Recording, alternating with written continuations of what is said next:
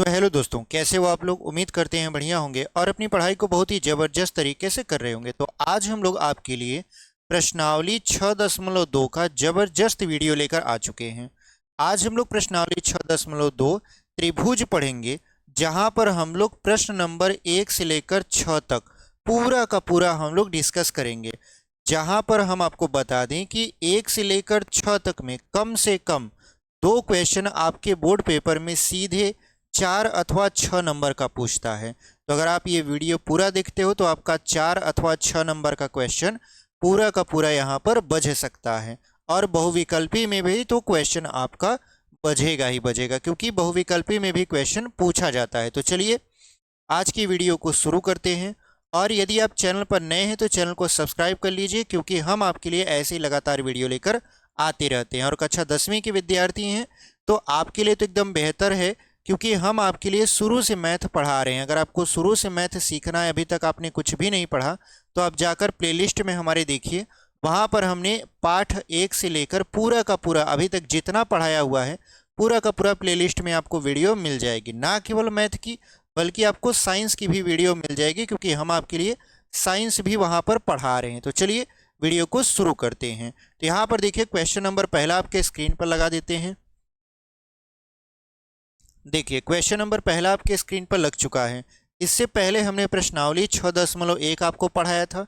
उसमें लास्ट में हमने प्रमेय आपको बताया था, प्रमेय नंबर 6.1 और प्रमेय नंबर 6.2। जो भी विद्यार्थी वो वीडियो नहीं देखे हैं जाकर पहले उसको देखिए, ठीक है। उसमें आप प्रमेय देखोगे तब जाकर ये वीडियो और अच्छे से समझ में आएगी आपको, क्योंकि वहाँ पर हमने प्रमेय लास्ट में डिस्कस किया है। और यहाँ पर हम लोग डायरेक्ट सवाल को लगाएंगे। तो हम ये मान कर चलेंगे कि आप वो वीडियो पहले देख चुके हो, उसके बाद ये वीडियो देख रहे हो। तो उस वीडियो को पहले देख लीजिए, आप प्रमेय को समझ लीजिए, उसके बाद हम लोग इस वीडियो को शुरू कर रहे हैं, ठीक है। तो चलिए पहला क्वेश्चन आपकी स्क्रीन पर लग चुका है। क्वेश्चन नंबर पहला क्या कह रहा है?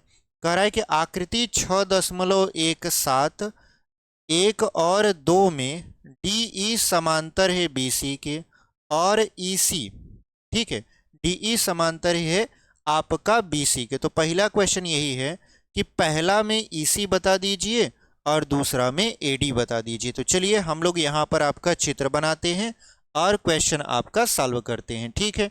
यहाँ से क्वेश्चन आपका डायरेक्ट बोर्ड एग्जाम में पूछा जाता है, इसलिए ये चैप्टर बहुत ही इंपॉर्टेंट हो जाता है। अगर आप प्रीवियस ईयर के क्वेश्चन उठाकर भी देखोगे, जैसे आपके पास अनसॉल्व होगा या कोई और आपका यहाँ पर क्वेश्चन पेपर होगा, उठाकर आप देखोगे तो यहाँ से क्वेश्चन पूछता ही पूछता है, ठीक है।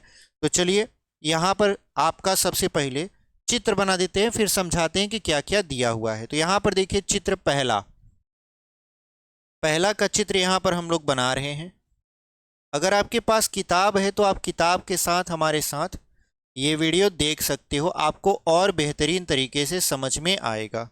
यहाँ पर देखिए A है, यहाँ पर B है, यहाँ पर है C, यहाँ पर D है और यहाँ पर है E। अगर बात करें यहाँ तो 1.5 सेंटीमीटर, ये है 1 सेंटीमीटर और ये है 3 सेंटीमीटर।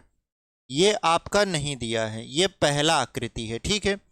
दूसरा आकृति अगर हम लोग यहाँ पर बनाए तो क्या बनेगा आपका? देखिए दूसरा आकृति कुछ इस तरीके का है, ठीक है। यहाँ पर हम आपको चित्र बनाते हुए समझाते हुए चलेंगे, ताकि आपको कोई भी दिक्कत परेशानी ना आए। अगर आप अभी तक कुछ भी नहीं पढ़े हो तब पर भी आप अभी से पढ़कर 3 महीने में बहुत ही बेहतर रिजल्ट प्राप्त कर सकते हो। बस आपको रेगुलर पढ़ाई करना है, क्योंकि अब आपके पास समय बिल्कुल नहीं है, ठीक है। तो यहाँ पर देखिए ये है 7.2 सेंटीमीटर, ये है 5.4 सेंटीमीटर, ये है 1.8 सेंटीमीटर। ये आकृति दूसरा है, ठीक है। अब देखिए ये आपका आकृति 6.17 है, ठीक है। यहाँ पर पहला और दूसरा का चित्र हमने बहुत ही बेहतरीन तरीके से बनाया है। अब हम आपको सवाल समझाते हैं। सवाल कह रहा है कि अगर DE समांतर है BC के, अगर DE BC के समांतर है, तो यहाँ पर देखिए ऐसे लिख देंगे, दिया है दिया है, क्या दिया है आपका, DE समांतर है BC के, यानी जो DE है वो BC के क्या है, समांतर है दोनों ही आकृतियों में। तो हमको बताना है पहली आकृति में EC, यानी क्वेश्चन नंबर पहला कह रहा है कि आप पहली वाली आकृति में EC बता दीजिए। और यहाँ पर दूसरी वाली आकृति में अगर हम लिखें, यहाँ पर दिया है क्या दिया है हमारा, यहाँ पर दिया है DE समांतर है BC के, तब हमसे दूसरी वाली आकृति में क्या पूछ रहा है, AD पूछ रहा है। तो AD बराबर क्वेश्चन मार्क। ठीक है, अब आपको सवाल समझ में आ गया है कि सवाल पूछ क्या रहा है। तो पहली आकृति में आपको EC पता करना है और दूसरी वाली आकृति में AD। ये बोर्ड पेपर में आ सकता है, ये कहाँ पर आता है, 2 नंबर में आता है। ठीक है, अगर आएगा तो यहाँ पर देखिए हमको सबसे पहले पहला क्वेश्चन को सॉल्व करना है। ठीक है, एकदम धैर्य के साथ हम लोग सॉल्व करेंगे। यहाँ पर अगर आप देखो तो हमने प्रमेय नंबर 6.1 में बताया था कि अगर ये जो रेखा है DE, ये अगर आधार BC के समांतर है तो जिन रेखाओं को वो प्रतिच्छेद करती है वो समानुपाती होती हैं। कहने का मतलब ये है कि अगर DE BC के समांतर है, DE समांतर है BC के, तब हम लोग कह सकते हैं यहाँ पर कि जितना AD बटा DB होगा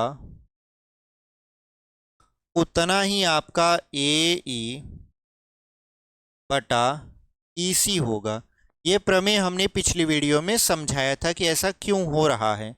तो यहाँ पर AD बटा यानी AD बटा DB बराबर हो जाएगा AE बटा EC के। क्यों, क्योंकि यहाँ पर जो DE है वो समांतर है आपका BC के। इतनी बात समझ में आ गई। अब यहाँ पर जो जो मान दिया हुआ है वो मान हम लोग यहाँ पर रखने वाले हैं। तो चलिए रख देते हैं। AD कितना दिया है तो 1.5। उसके बाद DB कितना दिया है तो DB दिया है 3। AE कितना दिया है 1 दिया है। और EC तो आपसे पूछ ही रहा है। ठीक है, तो आप देखोगे यहाँ पर ये 1.5 है, 1.5 मतलब 1 का और आधा, तो 1.5 दूना 3 हो जाएगा। तो कुल मिला जुला कर यहाँ बचेगा 1.5, 1 कम 1.5, अगर इसका 2 गुना कर देंगे तो 3 आ जाएगा। तो इसका मतलब ये है कि इधर बचा 1/2 और यहाँ है 1/EC। अगर हम लोग तिर्यक गुणा करवा देंगे तो EC बराबर क्या आ जाएगा, EC बराबर देखिए 2 का 1 में गुणा कराएंगे तो 2 सेंटीमीटर, यानी जो हमारा EC आया वो कितना है आपका 2 सेंटीमीटर। ठीक है, तो इस तरीके से पहला वाला जो क्वेश्चन था वो सॉल्व हो गया। अब आकृति दूसरा देखते हैं।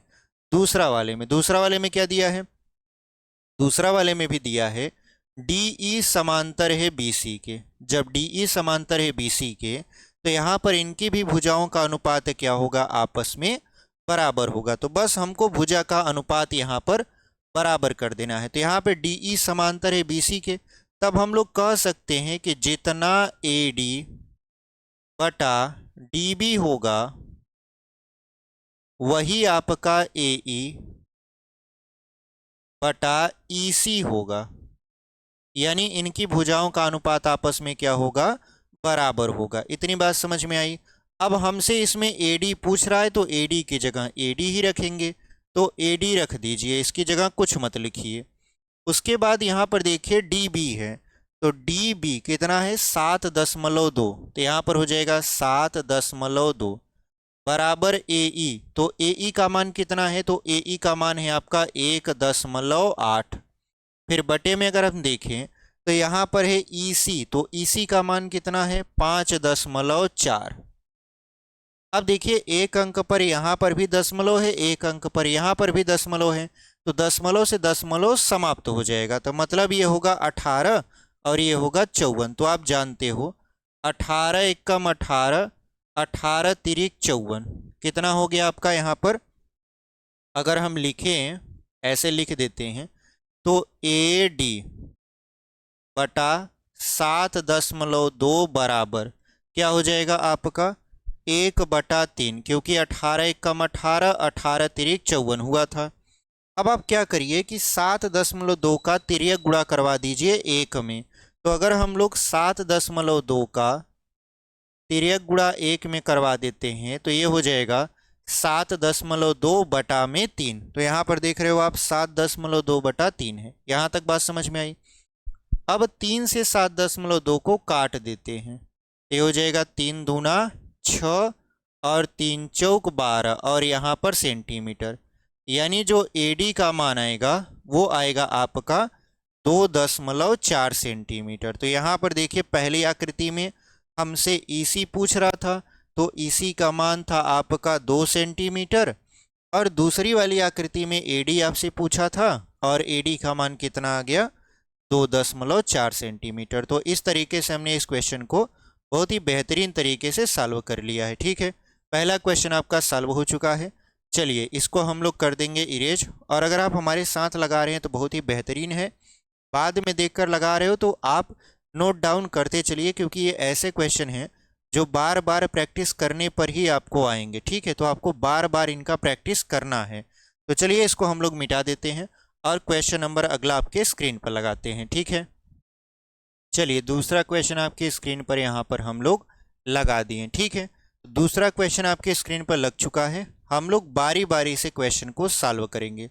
तो पहले प्रश्न को पढ़ते हैं कि प्रश्न आखिरकार कह क्या रहा है, हमको बताना क्या है। तो चलिए क्वेश्चन नंबर दूसरा को पढ़ा जाए। कह रहा है किसी त्रिभुज पी क्यू आर की भुजाओं पी क्यू और पी आर पर क्रमशः ई और एफ स्थित हैं।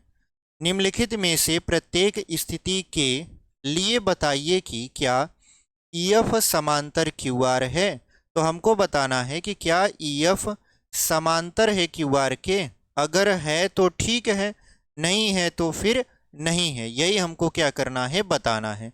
तो सबसे पहले आपको त्रिभुज खींचना पड़ेगा PQR। तो सबसे पहले आकृति को बना लेते हैं। ठीक है, देखिए यहाँ पर क्वेश्चन नंबर दूसरा, यहाँ पर कह रहा है हमसे कि हमारे पास त्रिभुज है जिसका नाम है PQR। इसको थोड़ा सा बड़ा बना लेते हैं। ठीक है, क्योंकि सारे काम इसी से होने हैं तो इसको थोड़ा सा हम लोग क्या कर देते हैं, बड़ा बना देते हैं। तो यहाँ पर देखिए इस तरीके से बना देते हैं। ये मान लेते हैं हमारे पास है त्रिभुज P, ये है Q और ये है आपका R। ठीक है, ये हमारा त्रिभुज PQR है जिसकी भुजा PQ पर एक बिंदु E है और PR पर एक बिंदु F है। इन दोनों को ऐसे क्या किया गया है, मिला दिया गया है। ठीक है, जब मिला दिया गया है तो हमसे पूछा है कि क्या EF जो है, हमसे क्या पूछ रहा है, क्या EF समांतर है QR के। हमसे क्वेश्चन क्या पूछ रहा है, क्या जो आपका EF है वो QR के समांतर है, यानी ये वाली भुजा इस वाली भुजा के समांतर है। कैसे बताएंगे हम लोग, पहला आपका ये तो आकृति दे दिया, आकृति देने के बाद पहला क्वेश्चन आपसे यहाँ पर पूछा है। ठीक है, पहला क्वेश्चन क्या कह रहा है, देखिए पहला क्वेश्चन यहाँ पर दिया है कि PE बराबर है आपका 3.9 सेंटीमीटर। उसके बाद दिया है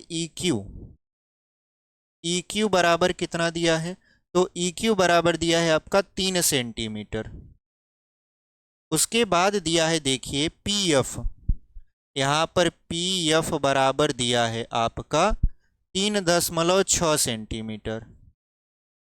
उसके बाद दिया है आपका FR बराबर दिया है 2.4 सेंटीमीटर। ठीक है, ये क्या दिया है, हमारा मान दिया है पहले क्वेश्चन का। और बताना है हमको कि क्या EF समांतर QR के होगा। तो देखिए अगर आपने पहला प्रमेय पढ़ा है या दूसरा प्रमेय पढ़ा है, प्रमेय नंबर 6.1 अथवा 6.2, तो 6.1 में ये था कि इन भुजाओं का अनुपात बराबर होगा अगर EF PQ के समांतर है। तो दूसरा प्रमेय कहा था अगर ये समांतर है तो भुजाओं का अनुपात आपस में बराबर होगा, मतलब एक दूसरे के उल्टा था। तो सिंपल सा आप मतलब ये निकालिए कि हम लोग क्या करेंगे, इनकी भुजाओं का अनुपात निकालेंगे। अनुपात निकालने के बाद अगर वो अनुपात आपस में बराबर आ जाते हैं तो हम लोग कह देंगे कि हाँ, EF जो है वो QR के समांतर है। लेकिन अगर अनुपात बराबर नहीं आते हैं तो हम लोग सिंपल सा कहेंगे कि ये एक दूसरे के समांतर नहीं है। तो आपको अनुपात निकालना है और पता करना है कि क्या ये दोनों अनुपात आपस में बराबर होते हैं। ठीक है, जैसे अगर हम देखें तो यहाँ पर देखिए PE दिया है।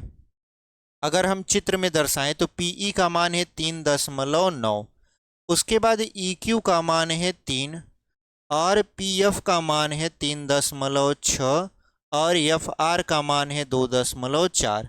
ये देखिए आपकी आकृति में इनकी भुजाओं का मान दिया है। तो हम लोग अनुपात निकालते हैं। तो अनुपात क्या होगा, आप जानते हो कि अगर ये समांतर होते हैं तो हम लोग क्या करेंगे, इनका अनुपात बराबर दिखाएंगे। तो PE बटा क्या हो जाएगा, EQ बराबर यहां पर हो जाएगा PF बटा FR। ठीक है, यानी इनकी भुजाओं का अनुपात निकाल रहे हैं और अगर ये बराबर हो गए तो हम लोग कह देंगे कि हाँ, जो EF है वो QR के समांतर है। ठीक है, अगर बराबर नहीं हुआ तो हम लोग कह देंगे ये समांतर नहीं है। तो सबसे पहले बात कर लेते हैं PE का। तो PE का मान है 3.9 बटे में क्या है आपका EQ है, EQ का मान है 3 और यहाँ पर PF का मान है 3.6 और FR का मान है 2.4। तो अगर हम देखें, एक अंक पर यहाँ दशमलव, एक अंक पर यहाँ दशमलव, तो दशमलव हटाने के लिए आप ऊपर और नीचे 10 से गुणा कर सकते हो या डायरेक्ट दशमलव से दशमलव काट सकते हो। तो हम क्या करेंगे, 10 से ऊपर गुणा और 10 से नीचे गुणा कर देंगे ताकि दशमलव हट जाए। हालांकि हम डायरेक्टली काट भी सकते हैं, फिलहाल हम गुणा इसलिए करवा रहे हैं कि बहुत सारे ऐसे विद्यार्थी भी हमें देखते हैं जिनका गणित बड़ा कमज़ोर होता है, तो उनको समझ नहीं आता कि यहाँ पर 36 और 24 कैसे हो गया। तो हम उनको भी सिखाते हुए चल रहे हैं क्योंकि वो भी क्या है, इम्पॉर्टेंट है। ठीक है, तो यहाँ पर देखिए 3.6 और 2.4 है। दशमलव हटाने के लिए हमने क्या किया, ऊपर भी 10 से गुणा कर दिया और नीचे भी 10 से गुणा कर दिया। अब यहाँ पर भी हमको दशमलव हटाना है, 3.9 है तो 10 से ऊपर गुणा और 10 से नीचे। बहुत सारे लोग ऐसा पूछेंगे कि सर ये बताइए 10 से ही क्यों गुणा कराएं, 100 से भी तो करवा सकते हो, 1000 से भी करवा सकते हो, या गुणा ही मत कराओ, क्यों करवा रहे हो आप। देखो, अगर हमको एक अंक पर दशमलव दिखे तो हम लोग 10 से गुणा करवाते हैं। अगर 2 अंक पर दशमलव दिखे और उसको हटाना है तो 100 से गुणा करवाते हैं। 3 अंक पर दिखे तो हम लोग 1000 से गुणा करवाते हैं। यानी जितना अंक उतना जीरो, यानी यहाँ पर एक अंक पर था तो एक जीरो से गुणा यानी 10 से गुणा। अगर कहीं ये 2 अंक पर होता तो हम लोग 100 से गुणा करते। क्यों, क्योंकि एक लिख के डबल जीरो आप लगाओगे तो उसको आप 100 पढ़ोगे। इसका मतलब ये है कि एक अंक पर था, इस वजह से हमने किसका गुणा करवा दिया, 10 का ऊपर और 10 का नीचे गुणा करवा दिया। अब उम्मीद करते हैं आपका डाउट खत्म हो गया होगा कि हम 10 से ही गुणा क्यों करवाएं। देखिए, यहाँ पर ये हो जाएगा 39 और यहाँ पर 30 दहा में 30 मतलब 3 दहा में 30 और यहाँ पर ये हो जाएगा आपका 36 और ये हो जाएगा आपका 24।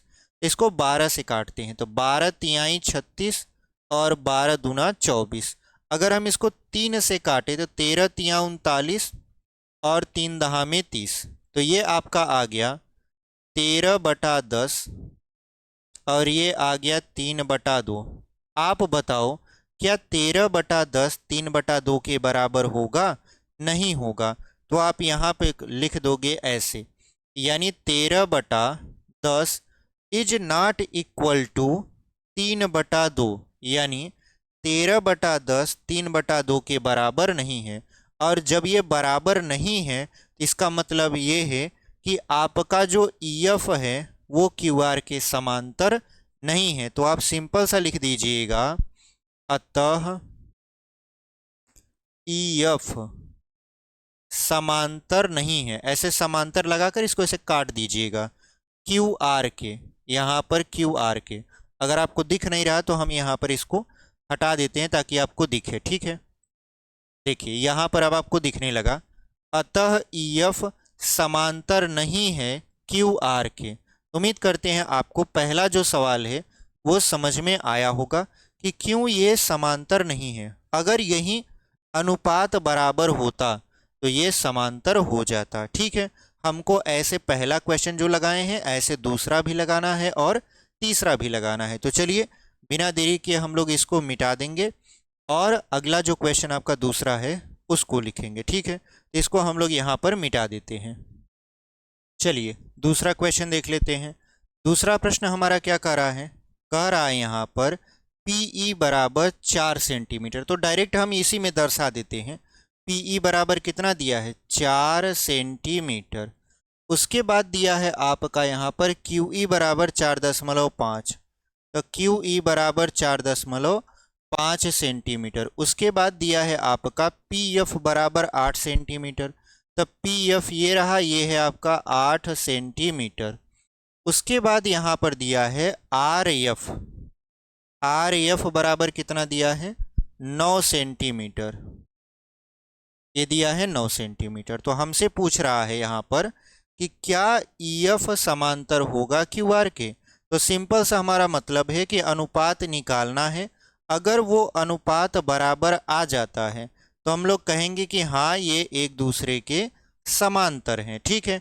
तो चलिए अनुपात निकालते हैं। अनुपात की बात करें तो यहाँ पर हो जाएगा PE यानी PE बटा EQ बराबर क्या हो जाएगा आपका, यहाँ पर हो जाएगा आपका PF बटा FR, ठीक है। तो यहाँ पर देखिए कि ये जो आपका भुजाओं का अनुपात दिया है अब हम लोग वही मान रखेंगे। तो यहाँ पर देखिए क्या है, PE का मान है 4 बटा EQ का मान है 4.5 बराबर PF का मान है यहाँ पर 8।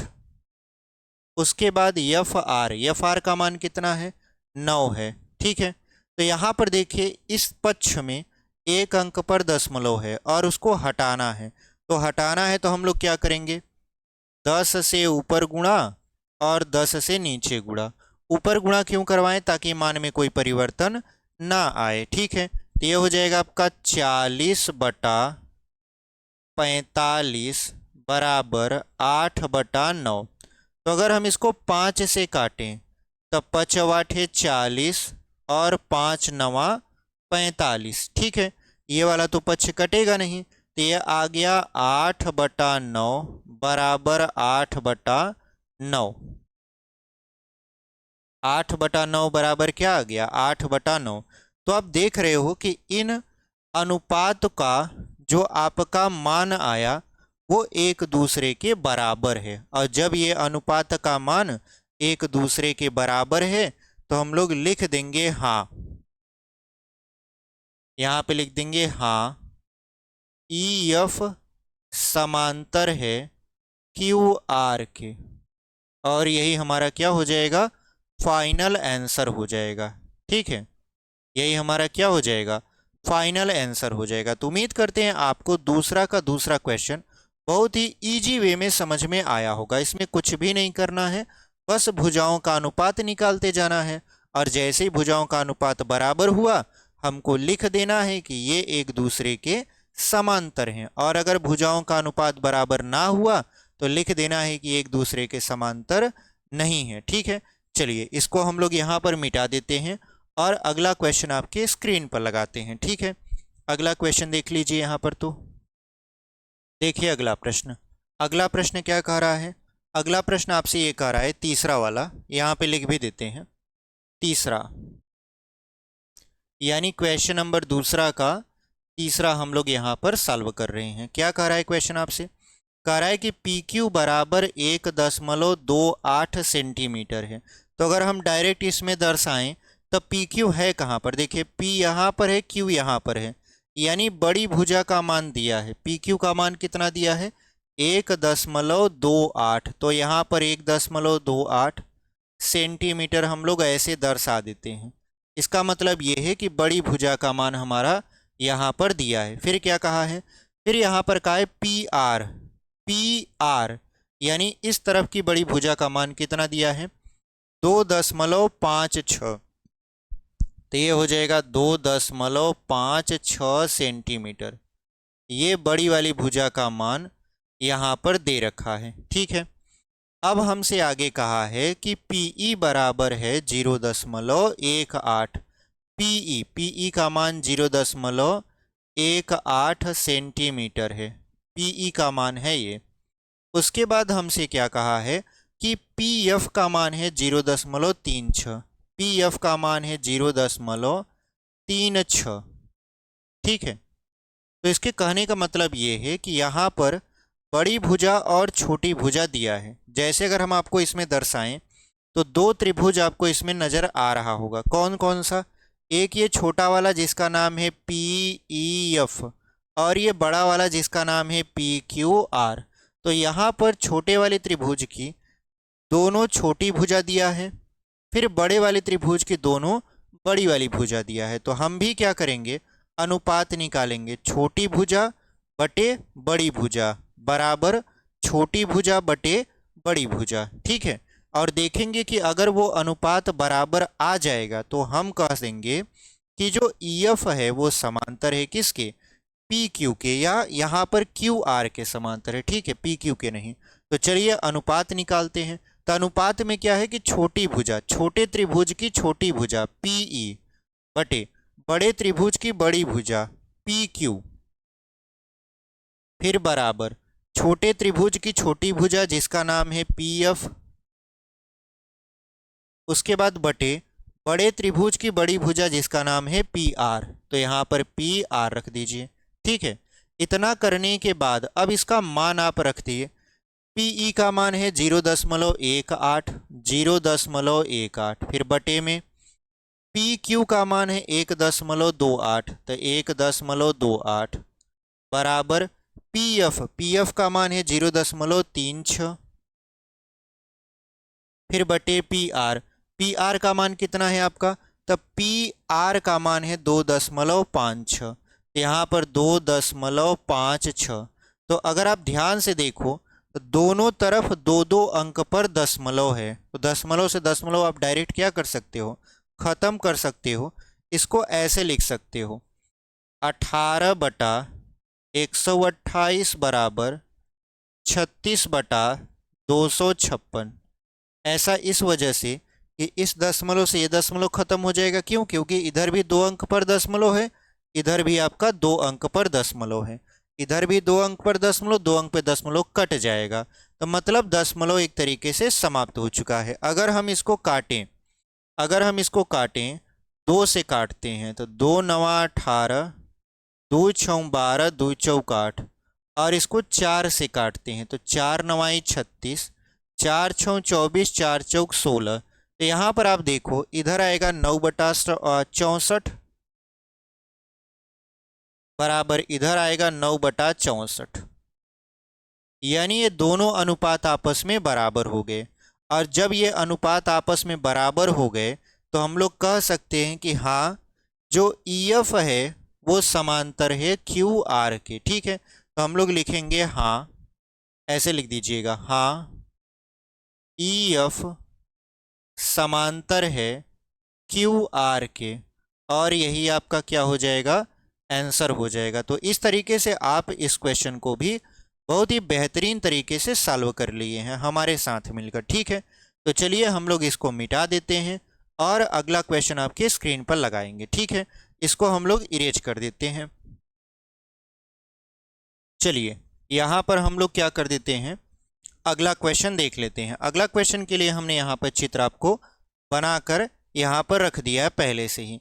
क्वेश्चन क्या कर रहा है आपका, आकृति 6.18 में। तो देखिए आकृति 6.18 है आपके सामने। उसके बाद करा है यदि LM समांतर है CB के। तो कहाँ पर है LM, देखिए यहाँ पर है, LM समांतर है CB के। तो यहाँ पे लिख देते हैं, यहाँ पे लिखेंगे LM समांतर है CB के। ठीक है, उसके बाद कह रहा है और यल यन कहाँ पर है, यल यन समांतर है सी डी के। तो देखिए यल यन समांतर है सी डी के, तो यहाँ पर लिख देंगे यल यन समांतर है सी डी के। इतनी बात समझ में आई। इसमें कह रहा है तब सिद्ध कीजिए कि, यानी यहाँ पे लिख देंगे यदि,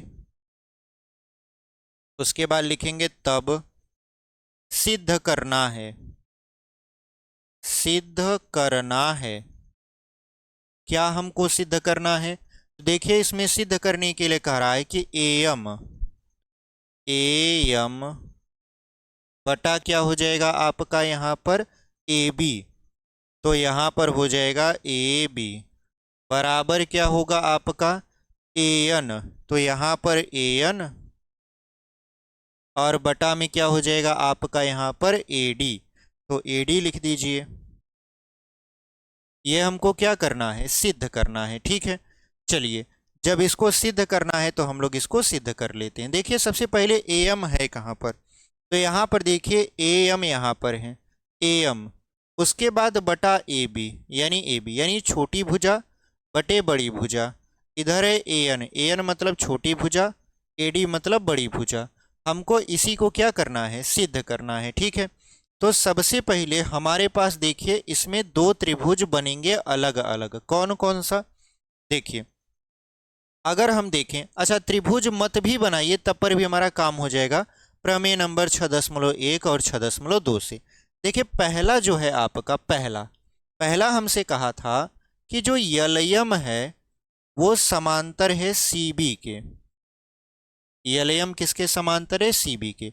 और जब यलयम समांतर है सी बी के तो यलयम सी बी के समांतर है, तो मतलब इनकी भुजाओं का अनुपात आपस में बराबर रहा होगा। तब भुजा क्या है आपका यहाँ पर ए एम बटा हो जाएगा आपका यहाँ पर एम बी,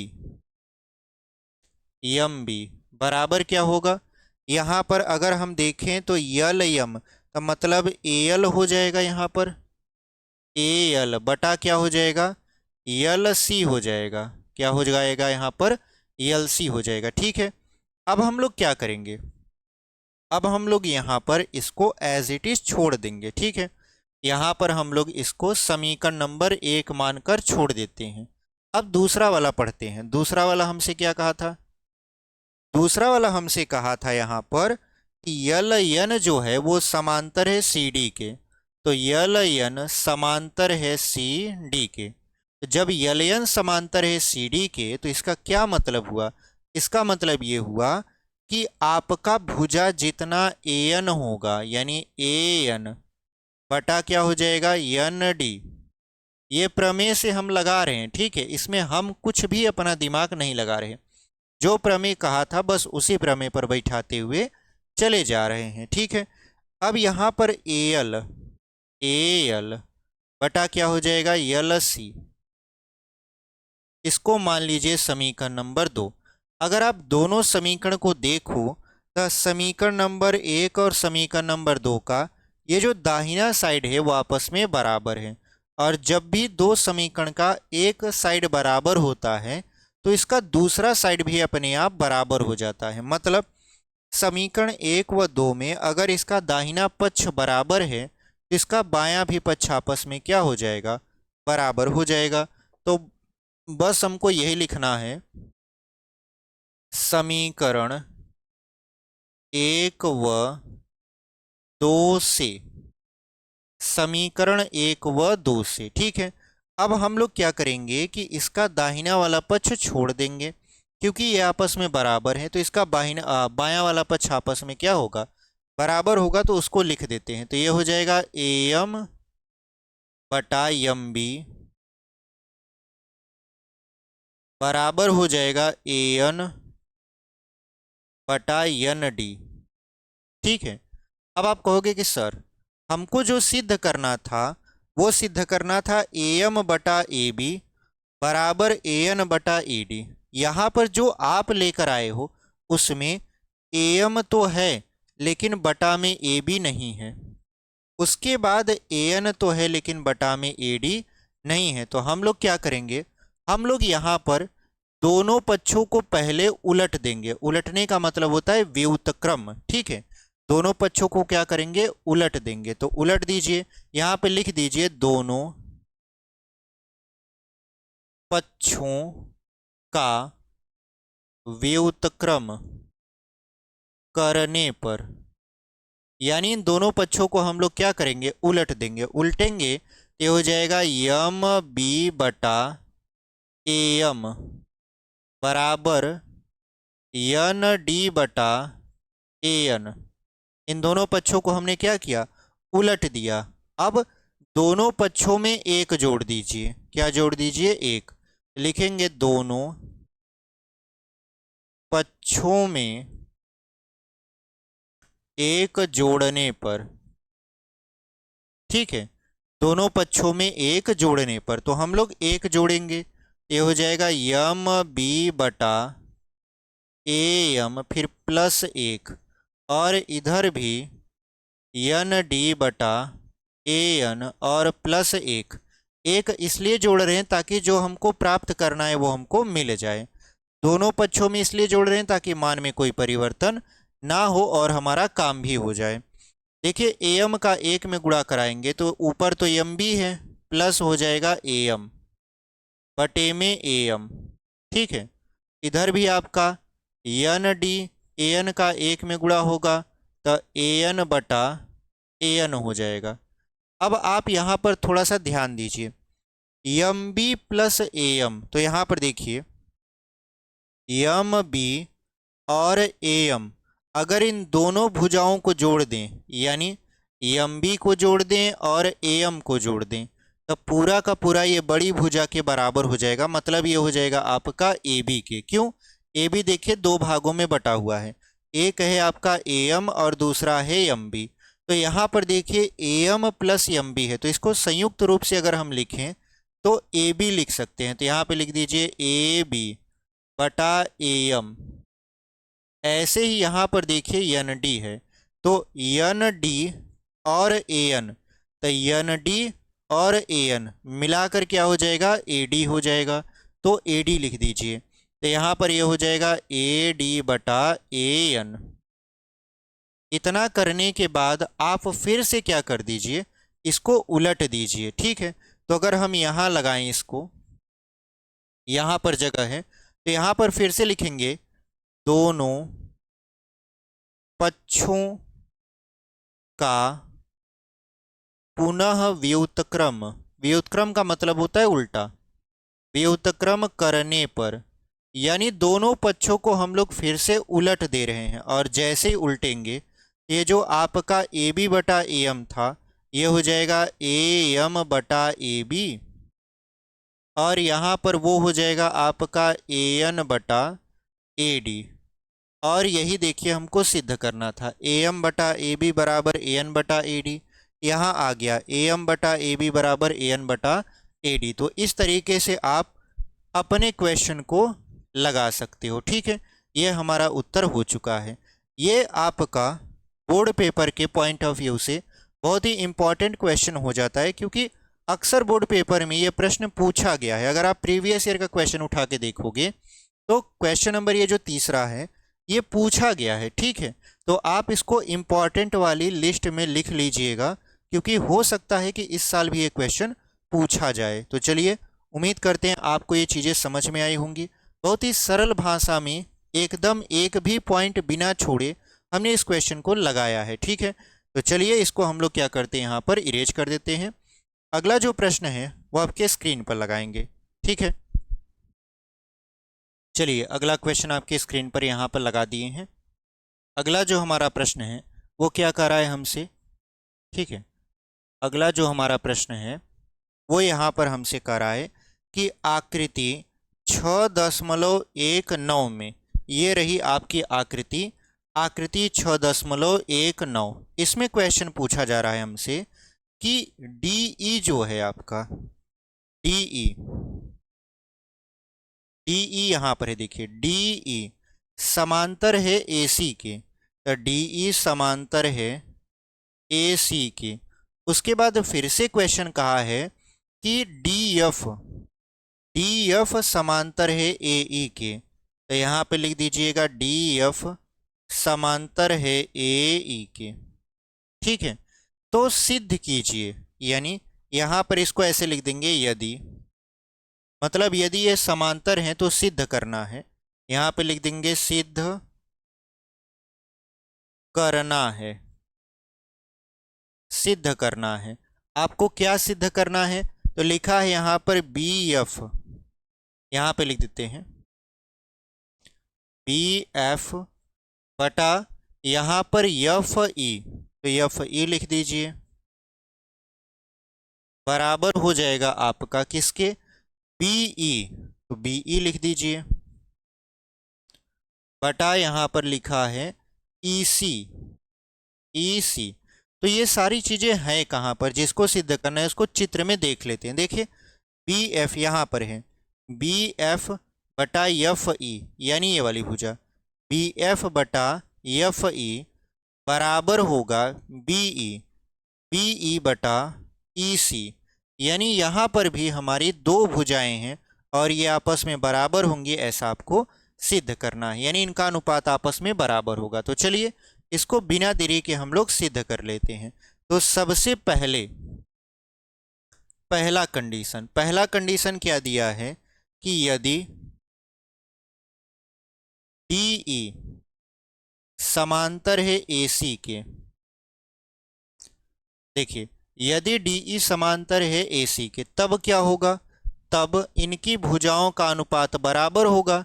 तो यहाँ पर देखिए DE समांतर है AC के, इनकी भुजा का अनुपात देखते हैं, तो इनकी भुजा हो जाएगा आपका BD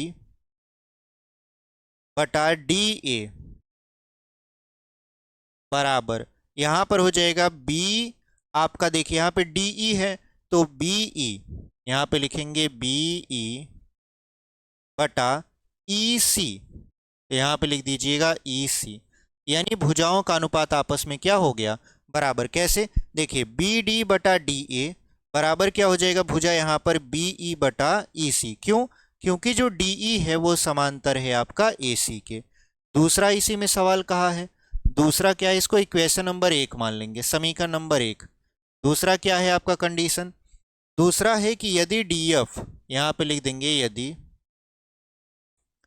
DF समांतर है AE के, तो DF समांतर है किसके, AE के, तब क्या होगा, तब इसकी संगत भुजाओं का अनुपात आपस में बराबर होगा। तो यहाँ पर देखिए DF यहाँ पर है, मतलब शुरू होगा आपका अनुपात BD से, तब BD बटा हो जाएगा, यहाँ पर देखिए AE के समांतर है तो ये DA तक जाएगा, तो DA बराबर इधर क्या हो जाएगा, देखिए DF समांतर है AE के, तो मतलब BF और FE आपस में अनुपात में होंगे, तो BF बटा FE, ये समीकरण नंबर क्या है आपका, दूसरा है। इतनी बात समझ में आई। अब अगर आप ध्यान से देखो दोनों ही कंडीशन में, तो इसका जो लेफ्ट वाला साइड है वो आपस में बराबर है, और किसी भी समीकरण में हमने आपको बताया अगर एक पक्ष बराबर होता है तो इसका दूसरा पक्ष अपने आप ही बराबर हो जाता है। ठीक है, तो इसका हम लोग देख रहे हैं कि बायां साइड बराबर है तो दाहिना साइड भी क्या हो जाएगा, बराबर हो जाएगा। तो यहाँ पर लिखेंगे बस समीकरण 1 व 2 से, समीकरण 1 व 2 से क्या हो जाएगा आपका, जो हमको सिद्ध करना था, हमको सिद्ध करना था BF बटा FE बराबर हो जाएगा BE बटा हो जाएगा EC के। ठीक है, ये किसके बराबर हो जाएगा आपका, यहाँ पर BF बटा FE बराबर हो जाएगा BE बटा EC के, और यही हमको सिद्ध करना था, यही हमारा क्या हो जाएगा, आंसर हो जाएगा। ये भी आपका परीक्षा के पॉइंट ऑफ व्यू से बहुत ही इंपॉर्टेंट हो जाता है, क्योंकि ये भी क्वेश्चन आपका कहीं ना कहीं बोर्ड पेपर में बहुतों बार रिपीट हो चुका है। ठीक है, तो चलिए उम्मीद करते हैं आपको ये चीज़ें समझ में आई होंगी। बहुत ही बेहतरीन तरीके से एकदम सरल अंदाज में आपको समझाने का यहाँ पर हमने प्रयास किया है। ठीक है, इसको हम लोग इरेज कर देंगे और बढ़ जाएंगे अपने 5वें प्रश्न की तरफ। तो चलिए 5वां प्रश्न सॉल्व करते हैं। यहाँ पर देखिए, इसको हम लोग इरेज कर देंगे। चलिए अगला क्वेश्चन देख लेते हैं, 5वां प्रश्न क्या कह रहा है आपसे। यहाँ पर 5वां प्रश्न आपसे ये कह रहा है कि आकृति 6.20 में, ठीक है, डी ई जो है वो समांतर है ओ क्यू के। तो यहाँ पर देखिए आकृति 6.20 हमने यहाँ पर बना रखा है, ठीक है। तो इसमें कह रहा है जो आपका डी ई है, यहाँ पे लिख भी देते हैं डी ई, वो समांतर है किसके, ओ क्यू के। तो कहाँ पर है डी ई, देखिए यहाँ पर है डी ई, मतलब ये वाली भुजा समांतर है ओ क्यू के, यानी ओ और क्यू के ये क्या है, समांतर है, ठीक है। उसके बाद कह रहा है कि जो आपका डी एफ है, डी एफ वो समांतर है ओ आर के। तो ओ आर के क्या है, समांतर है। तो हमको दर्शाना है, यहाँ पर हमको क्या दर्शाना है, यहाँ पे लिख देंगे दर्शाना है, दर्शाना है। क्या दर्शाना है, तो कह रहा है कि आप दर्शा दीजिए। दर्शाने का मतलब ये होता है कि एक तरीके से सिद्ध कर दीजिए। तो क्या सिद्ध कर दीजिए कि जो ईएफ है वो समांतर हो जाए किसके, क्यू आर के। ईएफ जो है वो समांतर है क्यू आर के, ऐसा हमको दर्शाना है। यानी हमारा जो क्वेश्चन है वो यही है कि ईएफ जो है आपको क्यू आर के मतलब समांतर है, ऐसा दर्शाना है। अगर डीई समांतर है ओ क्यू के और डी एफ समांतर है ओ आर के, तो यहाँ पर यदि लिख देते हैं। अब देखिए इसमें 2 कंडीशन दिया है, हम लोग दोनों कंडीशन को फॉलो करेंगे और सवाल को बहुत ही बेहद आसान तरीके से सॉल्व करेंगे। बहुत ज़्यादा ये सब सवालें कठिन नहीं होती हैं, बट समझना इम्पॉर्टेंट हो जाता है, ठीक है। तो चलिए यहाँ पर हम लोग चीज़ों को समझते हैं, बारी बारी से हम लोग आपको एकदम बेहतरीन तरीके से समझाएंगे। तो पहला कंडीशन ये है कि यदि आपका जो डीई है, डीई वो समांतर हो जाए किसके, ओ क्यू के, ओ क्यू के समांतर हो जाए। यदि डीई समांतर है किसके, ओ क्यू के, तो आप जानते हो कि इनकी संगत भुजाओं का अनुपात आपस में बराबर होगा। तो अगर हम देखें तो डीई और ओ क्यू से लगी हुई भुजा क्या है, तो भुजा है इधर पीई, बटा हो जाएगा यहाँ पर ई क्यू, बराबर हो जाएगा यहाँ पर पी डी, और बटे में हो जाएगा डी ओ। इसको मान लीजिए समीकरण नंबर 1, ये डी है, ठीक है, इसको ओ मत समझिएगा, ये डी है आपका। इसको मान लीजिए आप समीकरण नंबर 1, इतना समझ गए। अब दूसरा देखिए कंडीशन, दूसरा कंडीशन क्या है, दूसरा कंडीशन ये है कि यदि डी एफ समांतर है ओ आर के, यानी डी एफ समांतर है ओ आर के, तो यहाँ पे लिख दीजिए ओ आर के। जब ये समांतर है तो क्या होगा, इनकी भुजाओं का अनुपात भी आपस में बराबर होगा। तो इनकी भुजा देखिए इधर है आपका पी एफ बटा एफ आर, बराबर हो जाएगा पी डी बटा हो जाएगा डी ओ। क्यों, क्योंकि इनकी संगत भुजा देखिए, जो डी एफ है वो किसको काट रहा है, वो पी आर को और पी ओ को काट रहा है क्रमशः डी और एफ पर। तो इनकी भुजाओं का अनुपात आपस में क्या होगा, बराबर होगा, क्योंकि हमारा प्रमेय यही कहता है। तो यहाँ पर ये बराबर हो गया, ये हो गया समीकरण नंबर 2। अब इन दोनों समीकरणों को आप देखो तो कुछ सिमिलरिटी नजर आ रही होगी, कुछ समानता नजर आ रहा होगा आपको। क्या समानता है, समानता ये है कि इसका दाहिना वाला पक्ष बराबर है। इन दोनों समीकरण में इसके दाहिने वाले पक्ष आपस में क्या है, बराबर हैं। और जब इसके दाहिने वाले पक्ष आपस में बराबर हैं तो जाहिर सी बात है इसका बायां वाला पक्ष अपने आप क्या होगा, बराबर हो जाएगा। तो यहाँ पे लिखेंगे समीकरण 1 व 2 से, समीकरण 1 व 2 से, जब समीकरण 1 व 2 से हम लोग क्या करेंगे, इसके बाएं साइड को बराबर करेंगे तो हमको क्या मिलेगा, पी ई बटा ई क्यू बराबर पी एफ बटा एफ आर। ठीक है, इसको मान लेते हैं हम लोग समीकरण नंबर 3। इसको हम लोग क्या मान लेते हैं, समीकरण नंबर 3 मान लेते हैं। तो हमारा अनुपात क्या आया, पी ई बटा ई क्यू बराबर पी एफ बटा एफ आर। अब अगर आपको प्रमेय नंबर 6.2 याद है या आपने वीडियो पहली वाली हमारी देखी है और समझा है वहाँ से, या आपकी किताब में भी दिया है प्रश्न आपका प्रमेय नंबर 6.2, वहाँ से आपने समझा है, तो आपने पढ़ा होगा वहाँ पर कि अगर किसी त्रिभुज की संगत भुजाओं का अनुपात आपस में बराबर है, जैसे यहाँ पर पी ई बटा ई क्यू बराबर है पी एफ बटा एफ आर, तो यहाँ पर जो भुजा इनको प्रतिच्छेद कर रही थी, जैसे यहाँ पर इनको कौन प्रतिच्छेद कर रहा है, ई और एफ, ये तीसरी भुजा यानी जो भुजा बच गई है, बच कौन सी भुजा गई है, क्यू आर, उसके समांतर होती है। यानी अगर त्रिभुज की भुजाओं का अनुपात आपस में बराबर है तो जो रेखा इन त्रिभुज की भुजाओं को ऐसे प्रतिच्छेद कर रही थी वो आपका तीसरी भुजा के समांतर होगा। इसका मतलब ये है कि इनका अनुपात आपस में बराबर है, तब हम लोग कह सकते हैं, तब जो ई एफ होगा वो समांतर होगा क्यू आर के। किससे, तो आप लिख भी सकते हो प्रमेय 6.2 से, प्रमेय 6.2 से।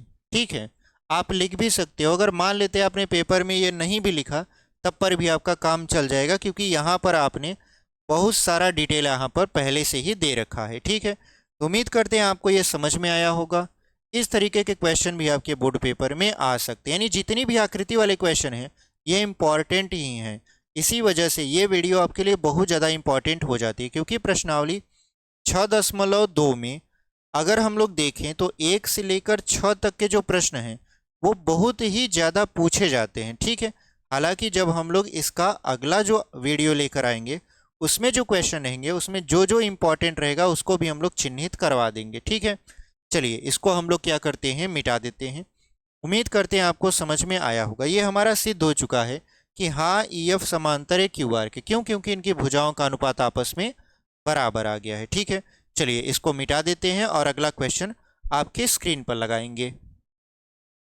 चलिए क्वेश्चन नंबर 6वां देख लेते हैं।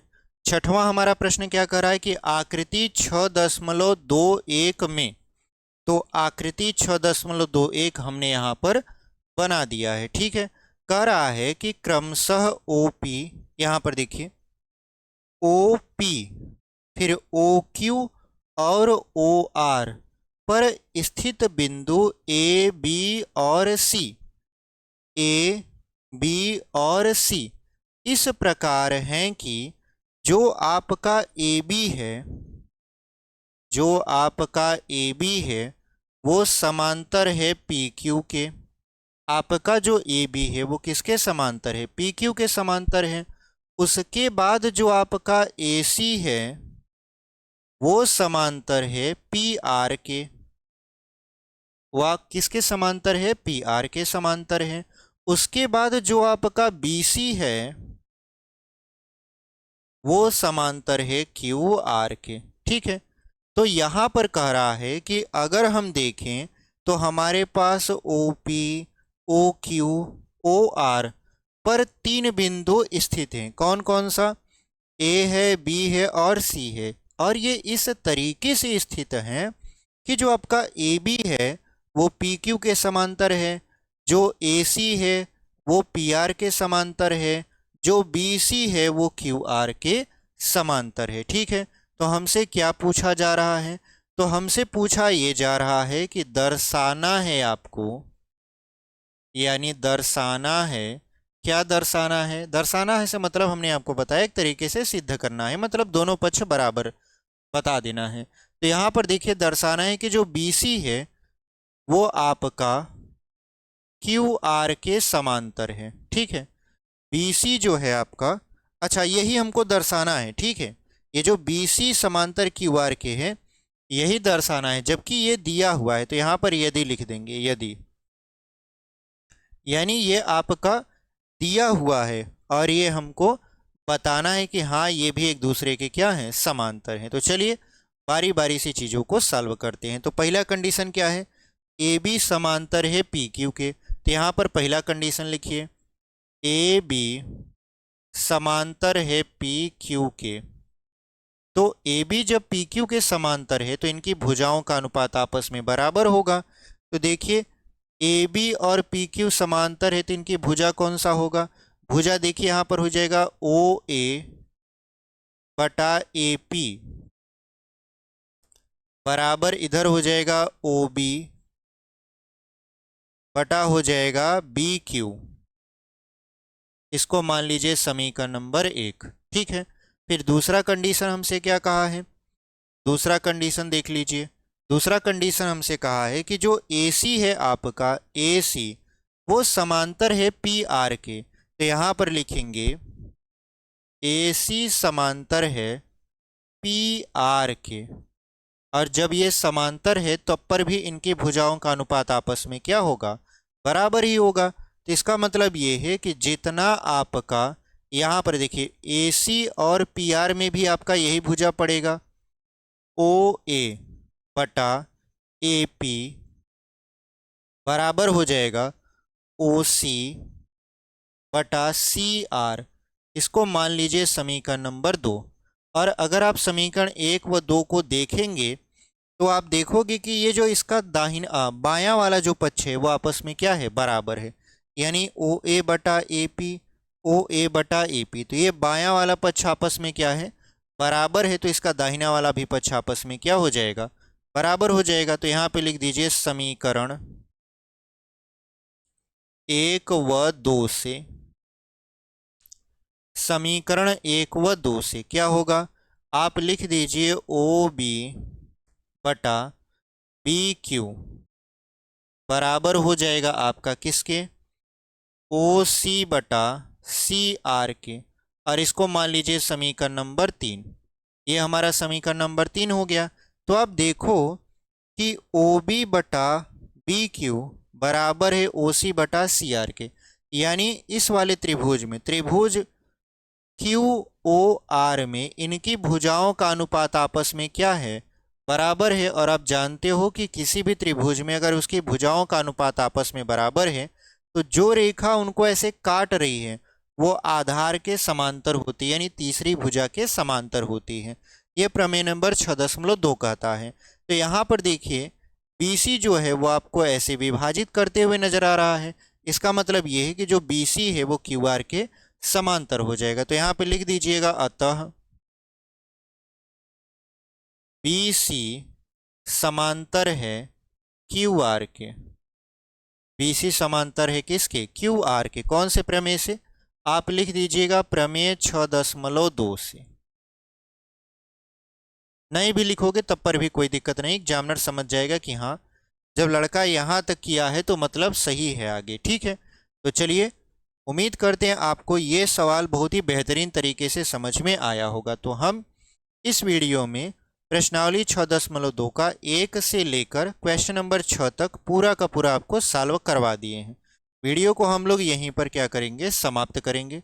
और यदि आप लास्ट तक वीडियो के साथ जुड़े हुए हो, मतलब अभी तक वीडियो देख रहे हो और चैनल को सब्सक्राइब नहीं किए हैं तो चैनल को सब्सक्राइब कर लीजिए। वीडियो पसंद है तो लाइक कर दीजिए, अपने दोस्तों तक भी इसे शेयर कर दीजिए। ठीक है, और पहले से सब्सक्राइब किए हुए हैं तो आप वीडियो को लाइक और शेयर कर दीजिए। मिलते हैं इसी के साथ एक नए वीडियो में, जहां पर हम लोग इसका जो भी क्वेश्चन छूटा है, 10 क्वेश्चन है शायद या 12 क्वेश्चन है, जो भी है उसके आगे हम लोग सॉल्व करवा देंगे। ठीक है, इसके बाद हम लोग साइंस भी पढ़ेंगे और बहुत ही बेहतरीन तरीके से समय रहते अपने सिलेबस को कंप्लीट करेंगे। तो चलिए इसी तरीके से पढ़ते रहिए और आगे बढ़ते रहिए। हम भी वीडियो को यहीं पर समाप्त करते हैं।